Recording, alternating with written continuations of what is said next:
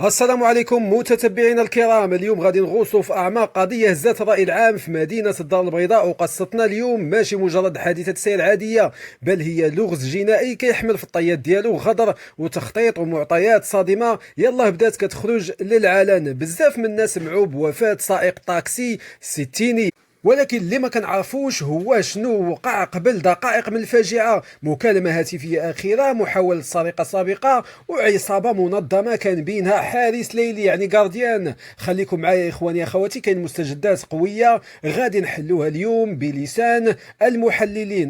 نبداو اخواني اخواتي من اقوى معطى كشفت عليه الزوجه ديال الضحيه في اولى خروج ليها. كتقول باللي اخر تواصل بينها وبين راجلها كان مكالمه قصيره بزاف قبل الحديث بدقائق. الضحيه في ديك اللحظه ما كانش طبيعي، صوته فيه قلق وتوتر كبير، وكان كيحاول يشرح لها شي حاجه واقعه ليه في الطاكسي، ولكن فجاه تقطعت المكالمه. هذا الانقطاع المفاجئ كيطرح علامات استفهام كبيره.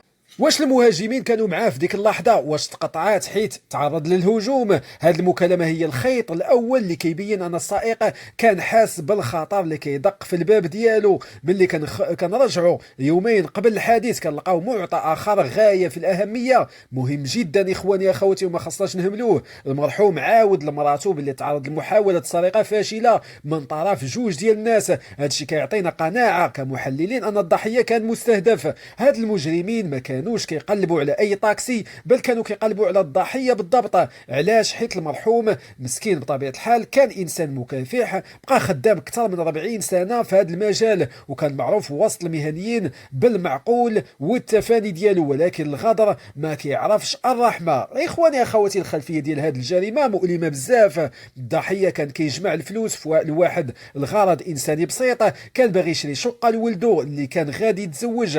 هاد الفلوس اللي كان كيخزنها في الطاكسي ديالو هي اللي كانت الطعم اللي جذب ليه هاد الذئاب البشريه. تخيلوا معايا رجل في الستين من العمر ديالو كيخدم بالليل والنهار باش يفرح ولده، وفي الاخير كيتم الغدر به على قبل الفلوس اللي جمعهم بالعرق ديال كتافو. هذا الجانب كيعطي الجريمه بعد انساني كيخلينا نتسائلوا على قسوه القلوب اللي ولات في بعض الاشخاص. الله يبعدهم علينا اخواني اخواتي. هذا هو الدعوه اللي غنبغيها ليا وليكم. دابا اخواني اخواتي نجيو للجانب الجنائي والتحقيقات.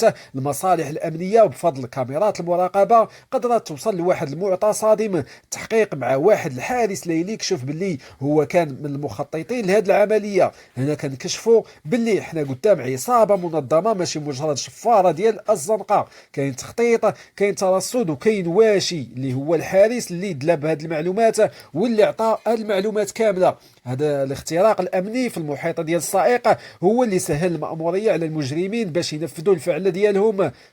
والجنازة ديال المرحوم كانت رسالة قوية. آلاف الناس، أصدقاء المهنة والجيران، كل شي خرج كيطلب العدالة. ولده لحد الساعة مازال ما استوعبش الصدمة، وكيزور القبر ديالو يوميا وكيتسنى الحقيقة تخرج كاملة. الصديق ديالو اللي خرج معاه 40 سنة شاد بالحق وقال باللي الزاز يعني عبد الإله الزاز اللي هو السيد المرحوم الله يرحمه عمره ظلم شي حد. وهذا كان معطى صادم بالنسبة لبزاف ديال الناس اللي بقى فيهم هذا الإنسان بزاف وبزاف. هذا الشهادات كلها كتأكد باللي الضحية مات مظلوم ومغدور. وبطبيعة الحال هذه القضية مازال غادي تكشف لنا على مفاجآت أخرى. النيابة العامة متبعة ملف بدقة، والبحث مازال جاري باش يتم توقيف كاع المتورطين في هذه العصابة الخطيرة. الدرس اللي كنخرجوا به هو أن الطمع كيعمي البصيرة، ولكن الدم ما كيضيعش. تحية تقدير لرجال الأمن اللي في كل لغز كيحاولوا يجلبوا الحقيقة من واحد المصدر اللي كيكون صعب وصعب بزاف.